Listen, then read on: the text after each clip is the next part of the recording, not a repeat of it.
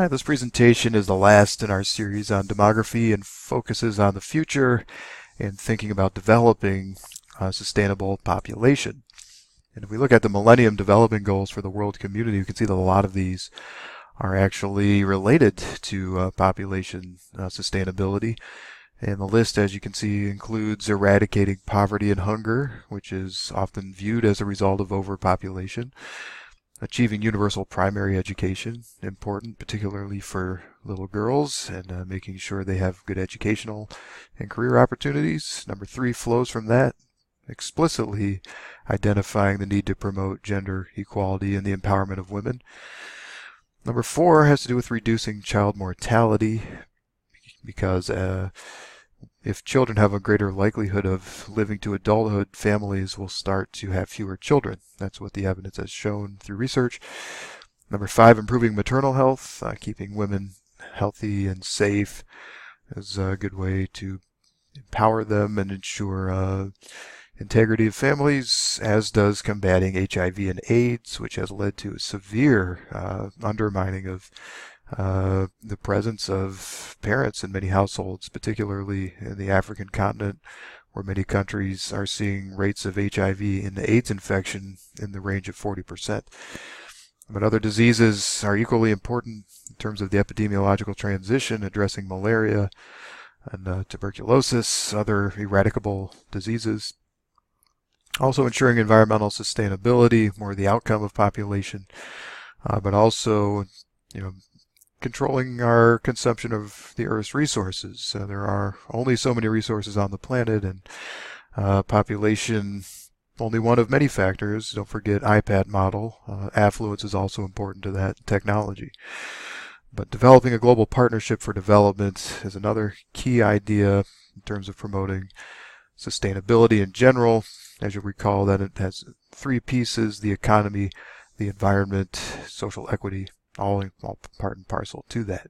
There are different perspectives on all these different dimensions of sustainability. If we look at the economy, Malthusians are concerned about the limited resource base that is available and the need to control population so that we control the consumption of our resources.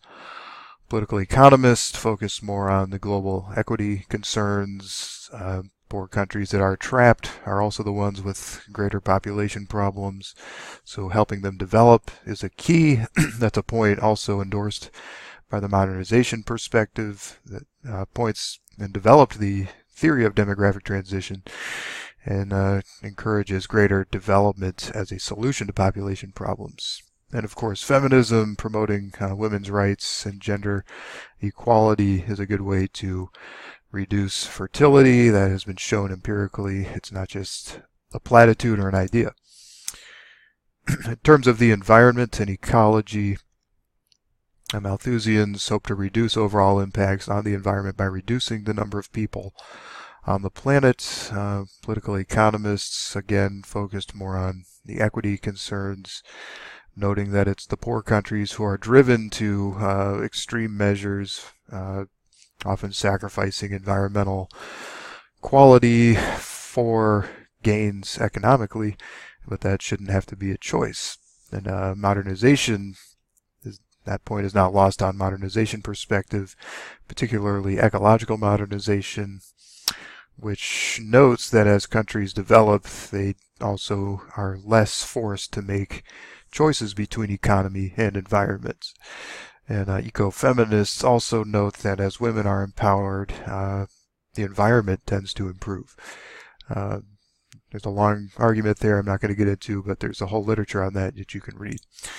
And finally, with regard to social justice, Malthusians note that inequity, or believe that inequity is unavoidable as long as there are too many people. If we have fewer people, the resources will be more plentiful. There'll be less conflict over that. Political economists believe that equity concerns are elusive, that inequality is a fundamental part of our current system, that we really need some deeper structural changes to address global inequities, not the least of which involves addressing our distribution of resources through our current economic system.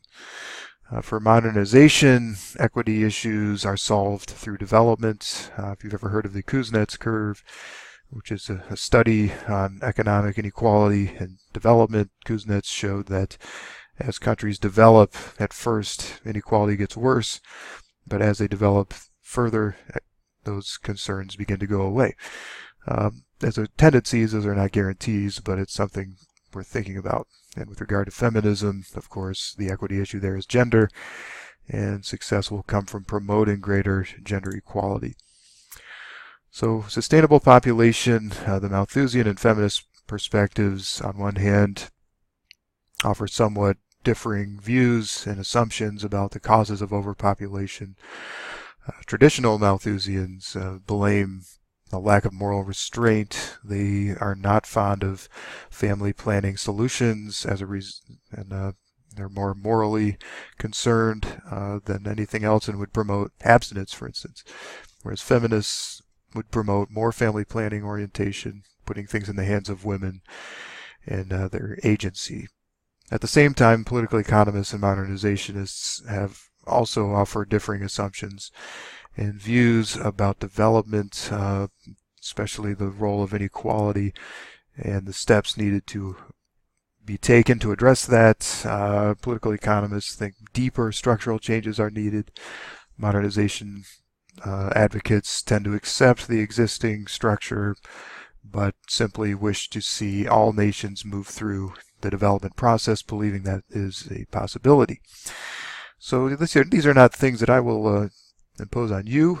Your values are up to you. Where do you find yourself?